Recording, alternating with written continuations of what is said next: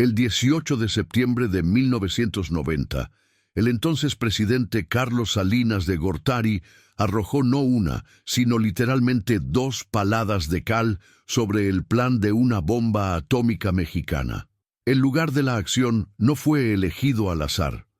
El agujero que aparece en la imagen es el pozo de pruebas nucleares, excavado en la Sierra de Chihuahua, en el norte del país. Esta estructura era parte de un programa secreto creado por gobiernos anteriores, desarrollado en paralelo al proyecto nuclear. Ese sí, bien conocido, que está orientado a la generación de energía. El tema del video de hoy es uno de los pedazos más oscuros de nuestra historia y que permaneció casi 3 décadas en la clandestinidad. Solo fue descubierto después de importantes cambios políticos en el país, 5 años después de la transición democrática. Y la noticia se convirtió en un escándalo internacional. Pero poco después de que el programa saliera a la luz, la acción de Salinas enterraba, tanto de manera concreta como simbólica, la búsqueda de México por una bomba atómica. Aún así, los esfuerzos mexicanos para dominar tecnologías nucleares fueron, y aún son, cruciales para México como país. Quizás no nos demos cuenta de esto en el día a día, pero aún vivimos en un mundo en que la tecnología nuclear es extremadamente importante. Y quién sabe, yo diría que hasta fundamental. Desde el bombardeo de Estados Unidos sobre las ciudades japonesas de Hiroshima y Nagasaki, al final de la Segunda Guerra Mundial, el mundo nunca más presenció el uso de armas nucleares en combates, pero aún vivimos en la sombra de ellas. Los 5 países con asientos permanentes en el Consejo de Seguridad de la ONU, los únicos con poder para vetar cualquier propuesta o decisión, son los mismos 5 países con el mayor poderío nuclear del planeta Tierra. Y esto no es coincidencia. Y esos mismos países que monopolizan armas nucleares suelen clasificar como amenazas existenciales el posible uso o producción de armas nucleares por naciones fuera de ese círculo. Resumiendo, el dominio de un país sobre la tecnología nuclear está directamente relacionado con su posición jerárquica en un escenario global que favorece justamente a los que ya se insertaron en ese orden mundial atómico. Y a esta altura del video, imagino que estés lleno de preguntas. ¿Cuál es la posición de México en todo esto? ¿Qué tan cerca estuvimos de tener una bomba nuclear?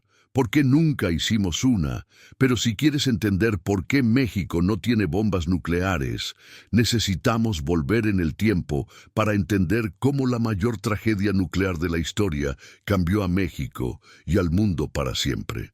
Los primeros pasos nucleares. En los años siguientes a la Segunda Guerra Mundial, México llegaba a la recta final de un proceso de industrialización que comenzó en las décadas anteriores.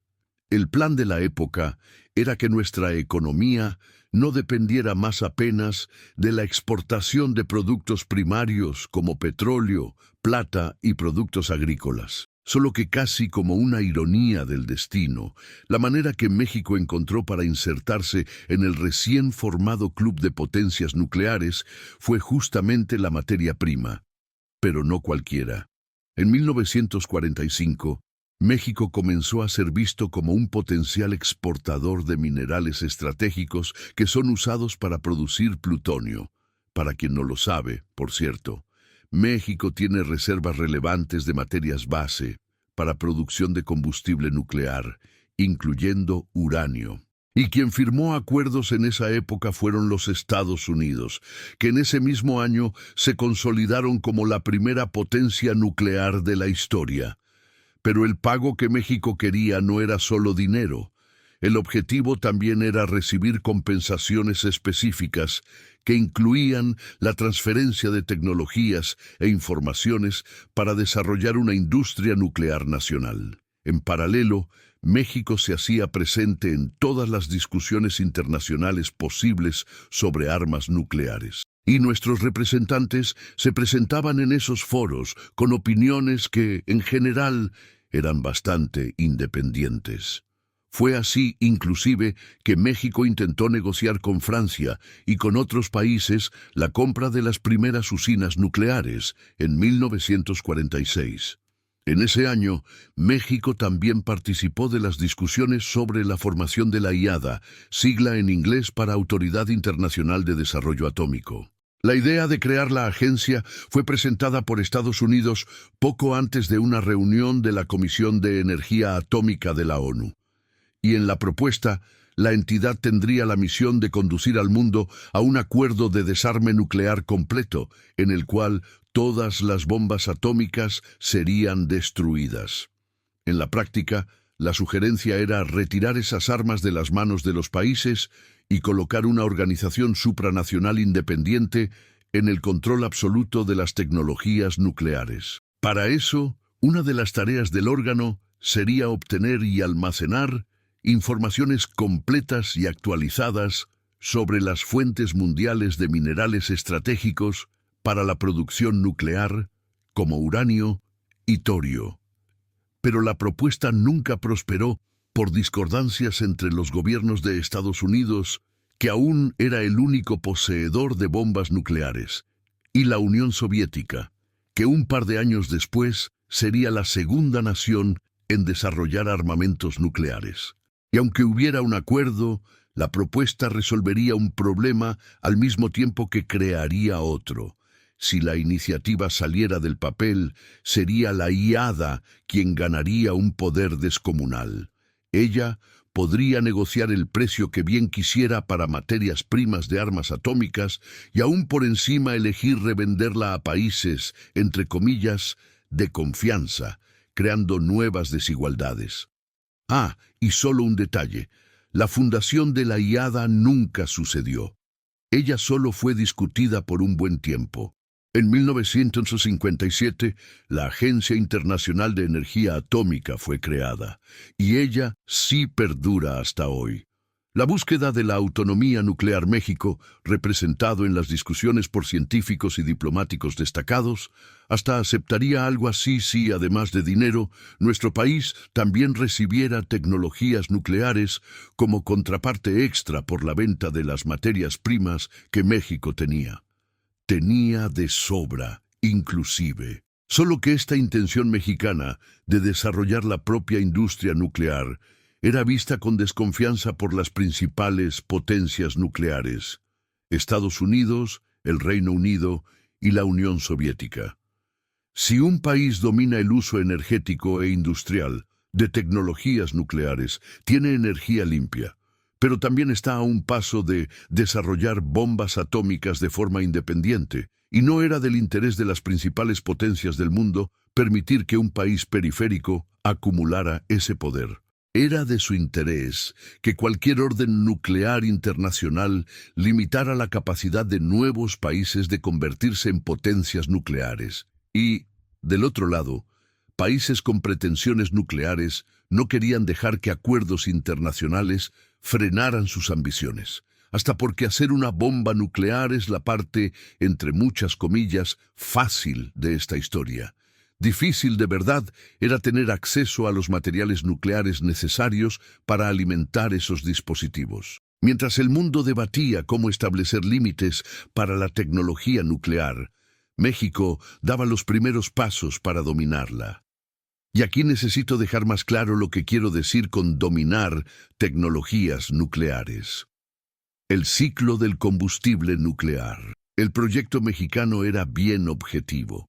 La intención era dominar el ciclo de combustible nuclear, que requiere 6 etapas, de las cuales las 2 primeras México no tuvo problemas para ejecutar. La primera es extraer rocas que contienen uranio. La segunda es filtrar el mineral de uranio, o sea, separarlo de todo lo que no es interesante. El primer obstáculo vino en la tercera etapa, que era convertir el uranio extraído en hexafluoruro de uranio, o UF6. El pastel amarillo, como también es llamado, es la forma química más conveniente usada para llegar a la cuarta etapa del proceso, que era enriquecer el uranio. ¿Pero qué exactamente es esto? El mineral de uranio puro Es compuesto de dos isótopos, el uranio 238 y el uranio 235. Y es ese segundo tipo el que tiene las propiedades más interesantes para usarse tanto en reactores como en bombas. Submarinos nucleares, por ejemplo, necesitan uranio con 20% del isótopo 235. Ya las bombas necesitan que ese porcentaje ultrapase el 80%. El problema es que el uranio 235 representa menos del 1% de la composición del mineral de uranio en la naturaleza. Y para conseguir el dominio del ciclo nuclear, un país necesita ser capaz de crear uranio con altas concentraciones del isótopo de uranio 235, que se consigue justamente a través del llamado enriquecimiento de uranio. Son esas dos etapas, la conversión y el enriquecimiento, que son el gran problema tecnológico en la búsqueda del dominio del ciclo nuclear. Ya la quinta etapa es la producción de combustible para uso en usinas. Y la última es el uso de ese combustible en la generación de energía. Un país con la capacidad de ejecutar todas esas capacidades es un país que domina el ciclo de energía nuclear. Y esa industria abre las puertas para diferentes aplicaciones de esa energía, como en submarinos y bombas nucleares, y permite hasta mismo la exportación de combustible nuclear. Solo que dominar ese ciclo no es nada fácil. Estados Unidos fueron los primeros, en 1945, seguidos por la Unión Soviética 4 años después. En 1952, Inglaterra también llegó allá con ayuda de Estados Unidos. Y después de un hiato que duró 8 años, Francia fue la próxima en 1960, y China también entró para la lista de potencias nucleares en 1964, los años de desarrollo. Por más que el objetivo de México no explicitara el interés en desarrollar bombas atómicas, existía sí el interés en dominar la tecnología nuclear. Y mirando hacia atrás, esto tiene todo sentido. Pero en la época, no todo mundo estaba convencido de la importancia de la energía nuclear para el futuro del planeta. Por aquí, los grandes defensores de la importancia de volverse autosuficiente en el asunto fueron científicos y líderes visionarios. En la época, ya bajo gobiernos que buscaban la modernización, una de las primeras actitudes del país fue fundar una organización para direccionar y financiar las investigaciones en el área. En los años 50 fueron creados institutos de investigación. Hasta hoy, organismos como el Instituto Nacional de Investigaciones Nucleares son responsables por financiar e impulsar todo tipo de investigación en México. O sea, los orígenes de los esfuerzos científicos modernos de México están directamente ligados a las ambiciones nucleares. Aún al inicio de los años 1950, México también compró equipamiento científico y comenzó a buscar más posibles socios, además de Estados Unidos, para vender material nuclear a cambio de estructura y conocimiento. La asociación que más generó frutos fue con Alemania Occidental. De allá vinieron innumerables científicos para dar clases y ayudar con transferencia de tecnología.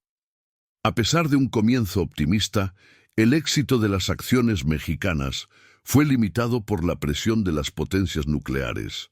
Fue esa presión que impidió que Alemania vendiera a México las ultracentrífugas usadas para enriquecer el uranio.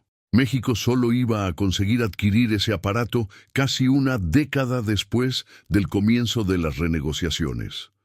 En los años siguientes, el gobierno consiguió adquirir un reactor nuclear. Además de eso, los institutos de investigación estaban evaluando la idea de producir reactores de uranio puro, que no necesitan de uranio enriquecido o de tecnología nuclear avanzada para ser implementados. En la política internacional, México mantenía una posición pro-desarme nuclear, desde que eso no impidiera avanzar en los llamados proyectos pacíficos. Pero eso no era muy bien visto por las potencias nucleares, especialmente después de la crisis de los misiles de Cuba en 1962. Ese fue el momento de la Guerra Fría en que la Unión Soviética y Estados Unidos llegaron más cerca de un conflicto nuclear directo. Después del episodio, evitar que otro país de las Américas tuviera armas nucleares se volvió una pauta importante en la política de Washington. Pero aún así, México avanzaba en ese sentido. No existen evidencias de que el gobierno deseaba una bomba nuclear, pero los equipamientos adquiridos en los años 50 podrían ser empleados para la producción de armas nucleares. Eso levantó preocupaciones principalmente en países vecinos. El programa secreto. Inicialmente México parecía indicar que aceptaría un acuerdo que limitara sus capacidades nucleares, exactamente como los primeros tratados de no proliferación nuclear que comenzaron a ser escritos en 1965. Firmar un TNP significaría congelar los avances nucleares del país para cualquier finalidad. Si México firmaba el tratado, las exigencias de vigilancia internacional tornarían casi imposible llegar al dominio del ciclo nuclear. Solo que, contra todas las expectativas, México se negó a firmar el TNP. La posición sobre tratados de no proliferación continuó siendo independiente. México solo firmaría un acuerdo así en caso de que tuviera garantías de que podría continuar el estudio y el uso pacífico de tecnologías nucleares de forma independiente. Y el argumento mexicano era el siguiente. Un acuerdo de no proliferación necesitaba ser un punto de partida para países en desarrollo dominaran la tecnología y no un punto final para garantizar hegemonía nuclear a las naciones que ya tenían esas bombas.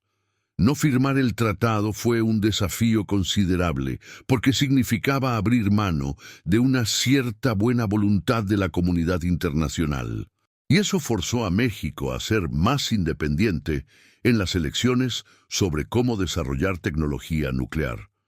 La salida fue procurar cooperación en otros países que también se opusieron al acuerdo, solo que el resultado de esas asociaciones fue bien limitado. Aún así, dominar el ciclo de producción de combustible y energía nuclear aún era la gran meta del proyecto mexicano. Por eso, mientras buscaba aliados en el exterior, el gobierno tomaba decisiones importantes para construir infraestructura nuclear en el país. Pero las pretensiones de México fueron afectadas en los años 70. La presión aumentó para que países firmaran el Tratado de No Proliferación. La presión llegó al ápice cuando reportajes internacionales acusaron a México de ambiciones nucleares peligrosas. El presidente americano de la época sufría una oposición pesada en el Senado. A partir de allí, impedir que México y otras naciones avanzaran en las agendas nucleares se volvió un tema importante. El proyecto nuclear mexicano ganó atención de la peor manera posible. No existía más ninguna forma del país dominar el ciclo de combustible nuclear por medio de cooperación externa. Entonces, sin alternativas, el gobierno decidió comenzar un proyecto completamente propio. Y lo principal era secreto. El programa paralelo. A finales de los años 70, México comenzó a invertir en lo que quedó conocido como Programa Paralelo. La iniciativa fue organizada por el gobierno, pero contó con la colaboración de instituciones de investigación como institutos científicos nacionales. El objetivo era el dominio completo del ciclo de combustible nuclear sin depender de favores externos. Con eso, México sería capaz de alcanzar cualquier tecnología nuclear que quisiera. Y el plan era llegar a ese estadio trabajando simultáneamente en diferentes subproyectos. Había proyectos para desarrollar mini reactores y otros para desarrollar supercentrífugas para enriquecer el uranio. El primer fruto vino cuando México aprendió a producir el hexafluoruro de uranio en escala industrial. En temperatura ambiente, ese compuesto presenta un color amarillo bien típico, motivo del apodo de yellow cake o pastel amarillo. Y cuando calentado a más de 57 grados Celsius, Lo que era un pastel se vuelve un gas amarillo, que permite enriquecer el uranio con el uso de supercentrífugas. Pero aquí hay un detalle importante. ¿Recuerdan cuando hablé de los dos tipos de uranio que existen dentro del uranio? Tenemos el 238 y el 235. El primero es estable, pero no es tan eficiente. Ya el segundo es bien más escaso, pero también es el responsable por las reacciones nucleares más intensas. Y lo que determina la diferencia entre los dos es el número de neutrones en el núcleo de cada uno. El uranio 238 tiene 146 neutrones y el uranio 235 tiene 143. Esa diferencia de 3 neutrones que vuelve al uranio 235 más inestable y apenas 1,27% más liviano. Deben recordar que apenas 0,7% del uranio mineral es compuesto por el uranio 235. Y ese porcentual debe ser de por lo menos 5% para que el uranio sea útil para abastecer una usina nuclear. Para obtener esa concentración ideal, la física se utiliza de la minúscula diferencia de masa entre los dos isótopos por medio de una maniobra que solo fue posible gracias a la tecnología de centrífugas desarrolladas por el programa paralelo. Y una forma bien didáctica de demostrar cómo esto funciona es la siguiente. Tome una botella vacía. Ahora llene el interior de ella con un poco de agua y deje el resto vacío. En la secuencia, gire la botella. En ese momento verá que el agua es empujada para el fondo de la botella. Ya el aire, que es más liviano, acaba concentrándose en el lado opuesto, que queda más cerca de la tapa. El resultado es el mismo si cambia agua por uranio. Pero no intente esto en casa. Al girar un tubo con uranio gaseoso, el uranio 235, que es más liviano, tiende a concentrarse cerca del eje de rotación. Ya el uranio 238 es lanzado para afuera. O sea, girar gas de uranio causa una separación entre los dos tipos de uranio. Con eso, es solo colectar la parte con más uranio 235, convertir el gas de vuelta para la forma metálica y ¡voilá! Acaba de producir uranio enriquecido. Y de paso, aún da para aprovechar la parte que sobra, que es formada básicamente por uranio 238 casi puro, o uranio empobrecido para los íntimos. Él es bien importante para la industria porque es usado en la fabricación de municiones altamente perforantes y contrapesos industriales. Y puede hasta estar preguntándose dónde está la dificultad de enriquecer uranio si el concepto de la supercentrífuga es tan simple. Y de hecho, en teoría parece fácil, pero no es como si diera para hacer eso usando una botella o una máquina de lavar. El desafío de la ingeniería para colocar ese concepto en práctica es muy absurdo. Los números exactos son secretos, pero la estimativa es que las centrífugas necesitan de una tasa de rotación de decenas de miles de veces por segundo.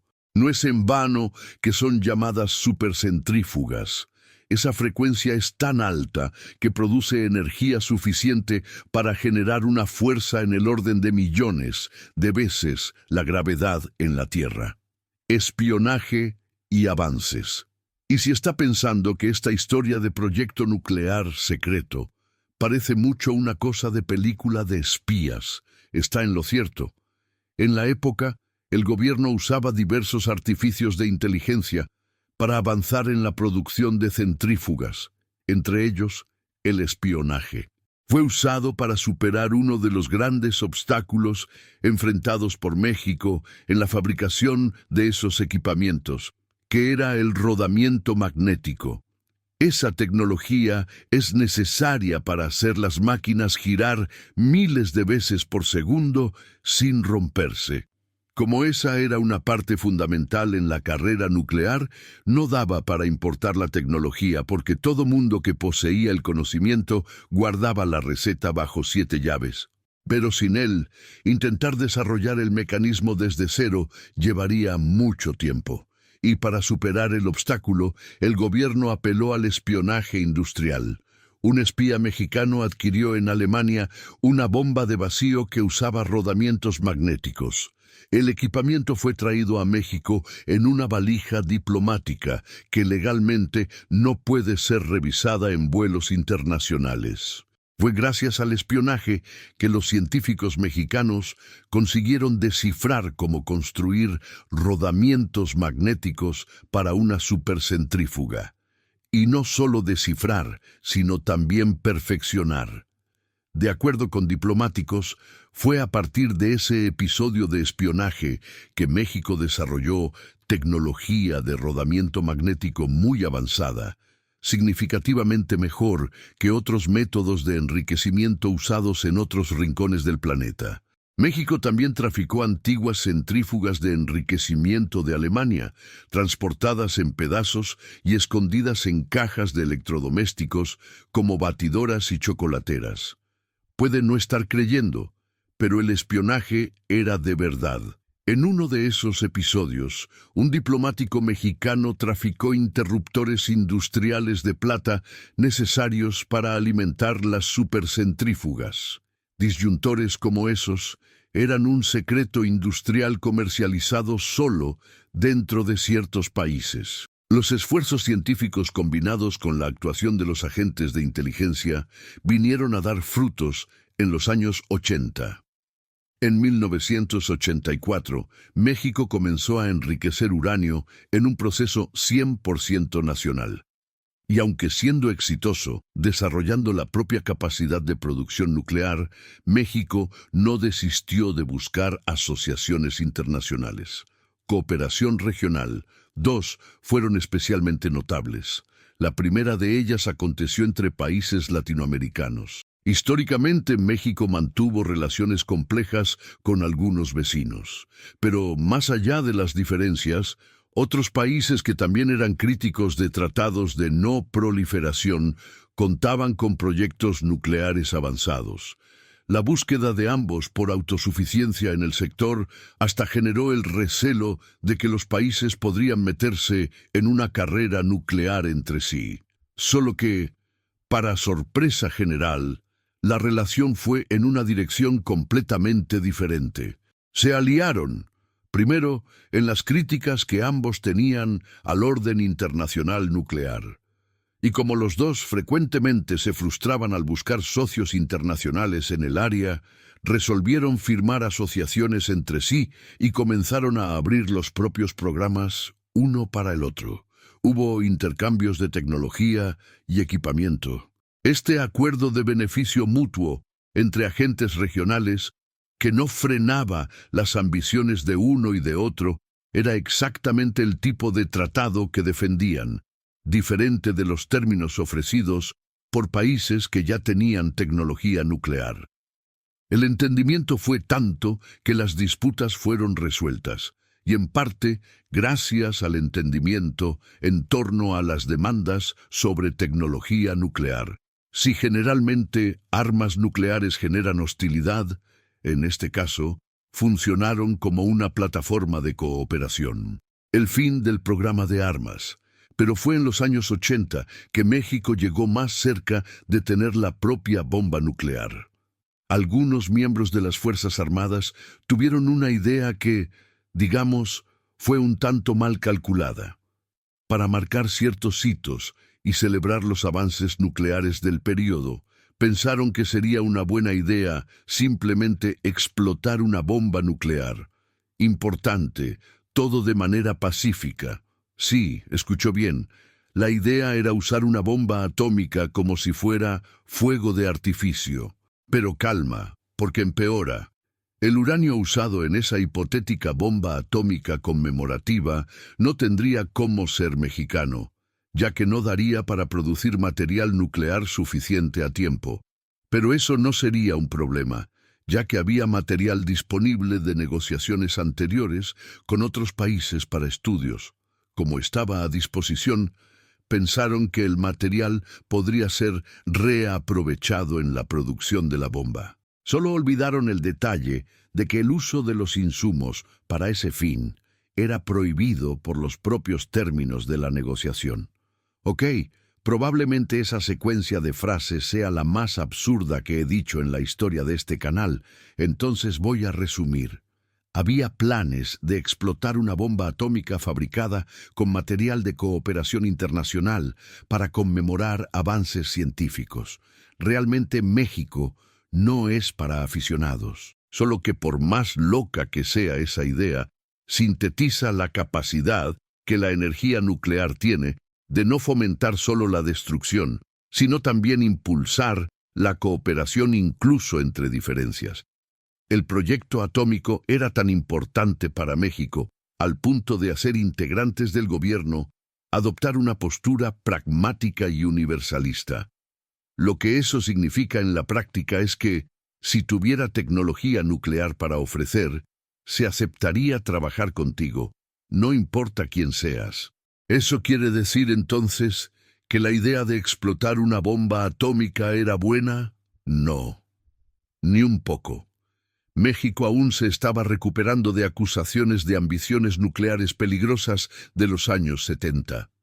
Explotar una bomba nuclear, aunque solo de manera conmemorativa, y no puedo creer que tuve que decir esto en voz alta, iba a validar décadas de sospechas internacionales de que México buscaba armas nucleares y no el uso pacífico de energía. Felizmente, cabezas frías prevalecieron. Y en 1988, Carlos Salinas de Gortari asumió la presidencia sin que una bomba nuclear explotara. ¿Pueden imaginar al presidente haciendo el primer discurso con una nube de hongo gigantesca al fondo? Pues entonces, quién sabe, eso pasó en un universo paralelo. La transición democrática. Eso nos lleva al próximo capítulo nuclear mexicano. Una de las primeras actitudes después de importantes cambios políticos fue justamente investigar el programa secreto nuclear que México aún mantenía. Y para eso fue creada una comisión especial. Pero el informe final de la comisión fue medio extraño. El gobierno anterior hasta fue reprendido por no haber comunicado la existencia del programa paralelo, pero por otro lado, medio que recibieron felicitaciones por el éxito del proyecto, que sería continuado en el México democrático por científicos civiles. El tamaño del proyecto también fue reducido, en parte por el aprendizaje con el desastre de Chernóbil, pero también por causa de accidentes radiológicos. Pero como las capacidades nucleares eran extremadamente importantes para el país, la investigación hasta podría ser reducida, pero definitivamente no sería congelada por gobierno ninguno. A partir de allí, el programa paralelo se volvió oficialmente el Programa Nuclear Mexicano. La posición de México en relación a la tecnología nuclear es básicamente la misma hace más de 70 años, en uno de los únicos proyectos de Estado que sobrevivió a través de diferentes gobiernos. Y si esa información no es suficiente para convencerte de cuán importante es la tecnología nuclear para la política, no sé qué más puede ser. Hablando de política, en los años 80, México firmó acuerdos de cooperación nuclear con otros países latinoamericanos, que después evolucionarían para acuerdos de seguridad mutua. Hoy, México vigila las ambiciones nucleares de países vecinos y viceversa. Eso garantiza que ninguno va a buscar armas nucleares y que todos van a tener capacidades tecnológicas similares, lo que garantiza estabilidad en nuestra región. Años después, México conmovió a la comunidad internacional con un anuncio de que había dominado el ciclo nuclear, incluyendo la tecnología de supercentrífugas para enriquecimiento de uranio. Y la reacción a ese anuncio ilustra cuán complicada es la relación entre tecnología nuclear y cooperación internacional. Por un lado, un proyecto nuclear secreto exitoso asustó a los países que ya tenían armas nucleares. Por otro, esos países mostraron más disposición que nunca para cooperar con México, porque ahora nuestro país parecía tener algo que ofrecer: el legado nuclear. Como presidente, Salinas comenzó una serie de acciones para demostrar que México está dispuesto a desistir de armas nucleares y, a cambio, ser visto como un estado nuclear legítimo. Las paladas de cal que arrojó sobre el pozo de pruebas en la Sierra de Chihuahua es una acción que simboliza muy bien esos objetivos. La Secretaría de Relaciones Exteriores entonces comenzó a preparar el terreno para que México finalmente firmara el Tratado de No Proliferación en 1998, porque ahora el país ya conseguía producir combustible nuclear. Luego, los impedimentos para desarrollar la tecnología ya no eran más una cuestión. Tanto es así que México se volvió exportador de tecnología y desarrolló capacidades nucleares avanzadas. Bombas atómicas están entre las tecnologías más perversas ya inventadas por la humanidad. Pero es preciso cuidar de atribuir esos horrores a la energía nuclear como un todo. Si la historia nuclear de México nos enseña algo, es que ella puede, sí, ser fuente de conflicto, pero también de cooperación. Fueron las ambiciones nucleares mexicanas que incentivaron la fundación de algunos de los órganos más importantes para la ciencia de nuestro país. Fue la apertura diplomática en búsqueda de asociaciones nucleares que profundizó nuestras relaciones bilaterales con diversos países y hasta resolvió profundas disputas con nuestros vecinos más importantes. En nuestro mundo, la tecnología nuclear es un punto central, y México pasa lejos de ser un país perfecto, pero nuestra historia en esa área muestra que somos capaces de crear nuestro propio futuro en nuestros propios términos. Incluso en los momentos de mayor tensión, somos capaces de elecciones que no usan nuestras diferencias a favor del conflicto, sino de la unión, y yo encuentro eso poético. Espero que esta historia haya cautivado a ustedes.